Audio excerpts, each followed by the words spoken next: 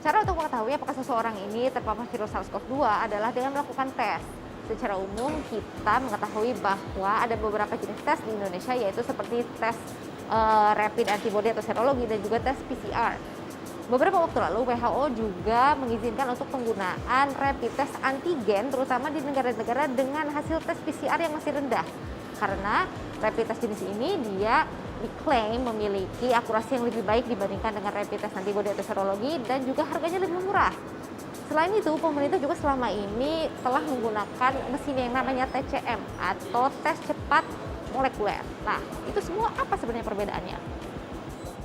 Tes rapid antibody atau serologi mendeteksi antibodi yang diproduksi oleh sistem imun seseorang. Pemeriksaannya dilakukan dengan mengambil sampel darah dari tubuh pasien. Tes ini tidak bisa mendeteksi virus SARS-CoV-2 sehingga tidak bisa dijadikan alat diagnosis COVID-19.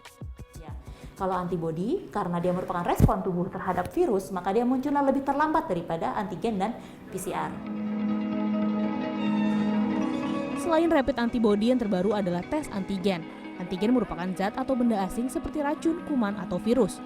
Antigen yang berbahaya akan memicu munculnya antibodi. Mengutip Time, tes antigen bertujuan mencari protein yang terdapat di permukaan virus. Cara pengambilan sampelnya yakni dengan tes usap di pangkal hidung dan tenggorokan. Namun karena ia merupakan protein dari virus, maka hanya dapat terdeteksi jika jumlah virus sangat banyak dalam tubuh manusia. Untuk hasil yang lebih akurat, disarankan tes dilakukan 5 hari setelah muncul gejala. Perjalanan penyakit seseorang akan berpengaruh pada hasil tes dari 2 alat tersebut, karena antigen muncul 1-7 hari dalam tubuh seseorang, baru diikuti oleh antibodi. Maka sangat mungkin hasil tes dengan alat tersebut berbeda-beda. Satu-satunya tes yang memiliki akurasi tertinggi adalah PCR. PCR mendeteksi pola genetik DNA dan RNA dari suatu sel, kuman, atau virus. Namun tes ini juga bisa menimbulkan hasil tes false positif atau positif palsu, karena fragmen virus masih teridentifikasi. Jadi kalau pemeriksaan RT-PCR karena dia mendeteksi materi genetik, dia sangat sensitif. Sekecil apapun virus tersebut di dalam tubuh manusia, maka dia dapat mendeteksi meskipun virus tersebut sudah mati. Untuk mengetahui lebih dalam soal tes PCR, saya bertemu Dr. Budi yang tiap hari ia dan timnya memeriksa 300 sampel. Hal ini tentu tidak mudah karena butuh ketelitian dan tergantung dari kecepatan alat yang digunakan, sehingga hasil bisa selesai dalam durasi yang berbeda.